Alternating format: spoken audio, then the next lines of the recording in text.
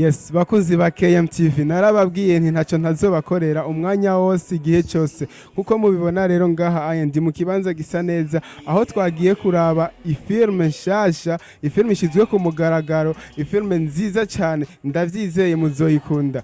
Yeah, nitwa Cankuziano gato karakura. Ntarandiriye rero ndi kumwe n'umwe mu ba acteur principal, umwe mu bayikinye sana. Salama bro. Umeze neza? Ndameze neza. Cyambere na mbere urabereye. Merci sana, nawe ndabona ntacyo ubaye.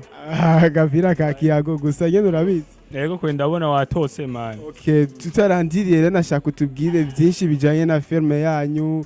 Mbega niwe uba warayanditse cyane kuko nabonye uri mu acteur principal. Filme amajambo make sije nayanditse. Filme yanditswe n'umugabo witwa Ciza. Sije nayanditse kimwe gusa ndi mu bayikinye ndatogwa nko kuba ndagira ndaronka amahigwe novuga ko nanose amahigwe yo kuba umu acteur principal w'iyo filme yitwa Intwari z'urukundo. Yes, ariyo mwaje mubona twashyize ku mugaragaro uyu munsi ya. Okay, Intwari z'urukundo mwoba muri Valente mwoba muri bande bro? No urabona intwari z'urukundo nibisigura kuba Valente. No ya. Intwari z'urukundo ushobora kuba intwari z'urukundo, ushobora kuba intwari. Jana nuko twafashe kuvuga gusa intwari z'urukundo ariko ushobora kuba intwari bivanye n'ivyo ukora ukabiye intwari muri quartier iwanyu ukavuga bro uri intwari iki ibintu nk'ivyo ariko twakoresheje iryo jambo intwari ku rukundo, intwari abantu bafise urukundo gukuri ushobora kuba rero intwari mu rukundo nkuko woba intwari muri quartier yawe. We nk'umuntu yabonetse cyane muri iyo filme umu acteur principal ni igiki coba cyarakugoye muri iyo filme?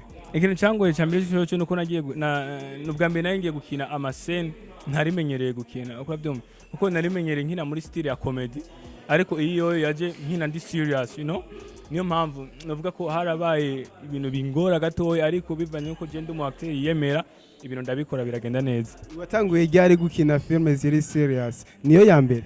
No, siyo ya mbere ariko iyo namenyekanye ko cyane nakinye comedy. Ko ndibuka ko mu myaka yaheze twarakina amafilme menshi gusa twakinye amafilme menshi ariko kuyibona sumu ariko maze kuguja mu mugwi GFS niho barabona impano yanje baravuga ati we tugiye kukuduza muri vyose yaba comedy ukine yaba serious ukine yani ibintu byose ubona ukine nokina ndumusiti nokina ndumusoda nokina ndi byose. Yes, ubona filme ifise ikibanza kingana gute mu gihugu cyacu?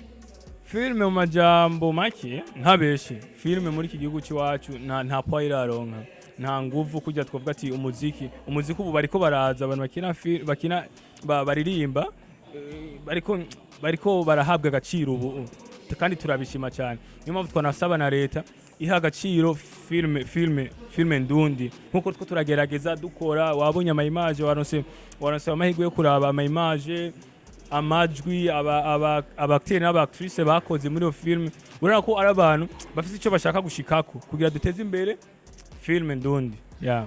Yes, ati raba icyo bakora raba icyo mukora kugira ngo bateze imbere film ndundi. Bro ryari iteka ntangere guhura namwe mukatuyagira byinshi agira akajambo rero kamwe urashobora kusanga hari ikibazo wari witeze ko ndakubaza ariko sindakikubaze urashobora kugira ukaciyishura sinzi ari ku mutima kangonongono ico utambajije cyane cyo ntakubajije cyari ngombwa ko ndakubaza noba nibagiye ico novuga ko abavyeyi bavuga ko filme ugiye gukina filme bisigura ko uri umubandi uri umuntu atandera ufise nabwira ko filme ni nziza filme d'abord turatanga conseil ndashaka gukina ndumukunu wa bangi ariko haje ngasinwa inzoga ariko je ndashaka gukina ndiko ndanwa inzoga sasa rero hanura abavyeyi murungika abana banyu bakine filme amenyekanisha Burundi bivanye twese twoja kuririmba twese twokora comedy stand up nka kigingi rero abavyeyi muhurusha abana banyu baje muri filme bigisha urundi gwaruka nico novuga ya. Ndagushimire cyane bro kandi wakinye neza cyane gose. Thanks bro.